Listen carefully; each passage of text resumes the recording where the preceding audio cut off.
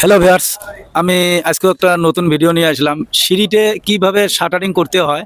আমি এর আগর ডিজাইনের সিঁড়িতে যে দেখাইলাম আপনাদেরকে, এই সিঁড়িতে শাটারিংটা কিভাবে করে আমি ওটা আপনাদেরকে দেখাইতেছি। ভিডিওটা যদি ভালো লাগে লাইক করবা, শেয়ার করবা বেশি বেশি, যাতে অন্যরাও দেখতে পারে। কেউ যদি নতুন চ্যানেলে এসে থাকেন চ্যানেলটা সাবস্ক্রাইব করে নিবা, কারণ এই ধরনের নতুন নতুন কামগুলো নিয়ে আমি আপনাদেরকে দেখে থাকি যে কিভাবে কিভাবে কামগুলো করতে হয় বা কিভাবে কিভাবে করিয়েছি।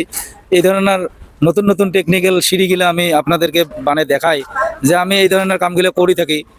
আর কি রকম হয় বা যদি ভালো লাগে আপনারা নিশ্চয়ই লাইকটা করবা।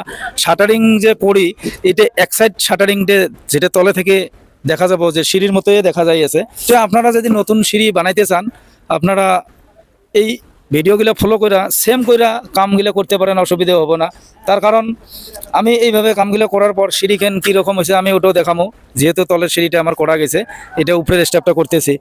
আরেকটা কথা আমি আপনাদেরকে বইলা দিই, ভালো করে লক্ষ্য করে দেখবা। এই যে বিমের রডগুলো যে দেখা যাচ্ছে এখানে, এই বিমের রডটা সেম করে এইদিকে যেয়া এই উপরে যেটা স্ল্যাবের বিম আছে এই বিমের ভিতর দিয়া কিন্তু উপরে উঠে যাব। আপনারা এটা ভুল করবেন না যে বিমটা আলাদা, ইয়ের বিমটা আলাদা বা ওই তলির তলে নিয়ে যা ছুঁয়ে দিবা, ওটা করবেন না। তলিখান আছে বিমের তলিটা, ওই জায়গাটা কাইটা দিবা। যেমন দেখা যাচ্ছে যে এটি এখানে আমি কাইটা দিছি, কাইটা দিয়ে ইয়ের রডটা ডাইরেক্ট উপরে দিয়ে ওইটা এটার সাথে লিঙ্ক হয়ে যাব। তখন ছাদের যেতে বিম আছে, ছাদের বিমটার সাথে আমার এই বিমটা সিঁড়ির যেটা বিম গেল এটা কিন্তু কানেকশন হয়ে যাব। তখন কিন্তু লোডটা খুব ভালো করে মেনটেন্যান্স নিতে পারবো, অসুবিধা হবো না।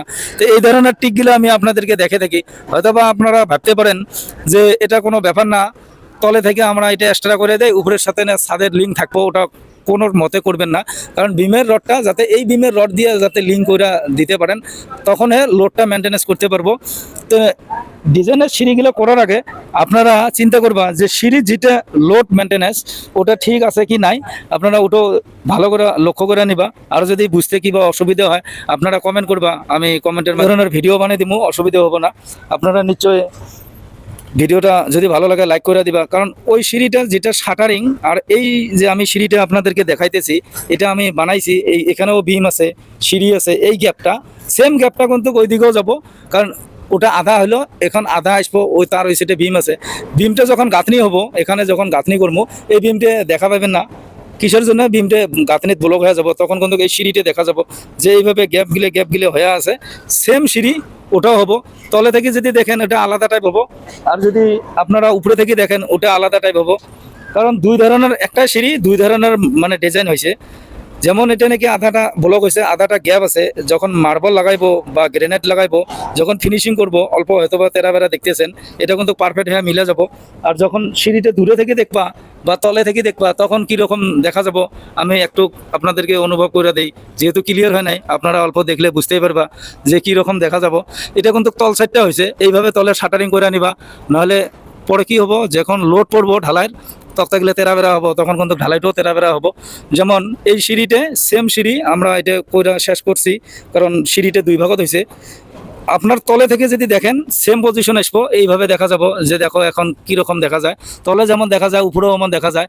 কারণ এই ধরনের কামগুলো করার আগে, নতুন নতুন টেকনিক্যাল কামগুলো করার আগে আপনারা বহুত চিন্তা ভাবনা করে নিবা। তার আগে কামগুলো করবে না। ওইদিকে বিম একটা আছে, তারপরে এইদিকে একটা ছোটো বিম আছে, এই ধরনের সিঁড়িতে আধা খালি লটকি আছে দেখা যায়। অ্যাকচুয়ালি এটা লটকি না, এখানে রড বহুত দেওয়া আছে। আমি রডের ডিজাইনটাও দেখাবো আপনাদেরকে। ভিডিওটা যদি ভালো লাগে লাইক করে দেবা, শেয়ার করে দেবা বেশি বেশি, যাতে অন্যরাও দেখতে পারে।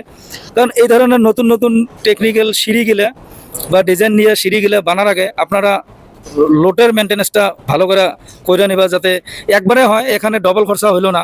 কারণ আমরা যেটা স্যাম্পল সিঁড়ি বানাই ওটাও যেমন খরচা গেল, এটাও অমনে গেল, খালি এখানে কি আপনার কামটা বেশি আছে। যার ধরনে আপনারা যদি নিশ্চয় কাম করতে চান, অল্প আপনার যেটা কাম করার হাজিরা যাব ওটা আপনারা অল্প বেশি করে নেবা, অসুবিধা নাই।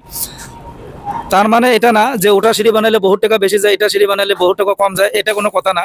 নর্মাল আরও ডিজাইনেরটা যদি একটাই করা যায় যে আমরা এখানে নর্মাল সিঁড়ির কত খরচা গেল আর এই ডিজাইনের সিঁড়ির কত খরচা গেল, অত কম বেশি হবো না। কারণ নর্মালটা তো খরচা যাবোই, আর ডিজাইনটা তো খরচা যাব। এখানে যদি যায় 5 টাকা, এখানে যাব 10 টাকা, তা এই ধরনের ডিফারেন্স হবো না। হয়তো বা 2-1 টাকার ডিফারেন্স হবো।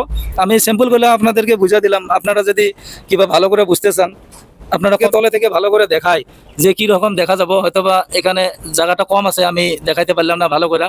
এটা হয়ে গেলে আমি পারফেক্ট করে দেখাবো। তো যাই হোক, আজকের ভিডিও আমি এতটুকু রাখলাম। নেক্সট ভিডিও আবার নতুন করে নিয়ে আসবো।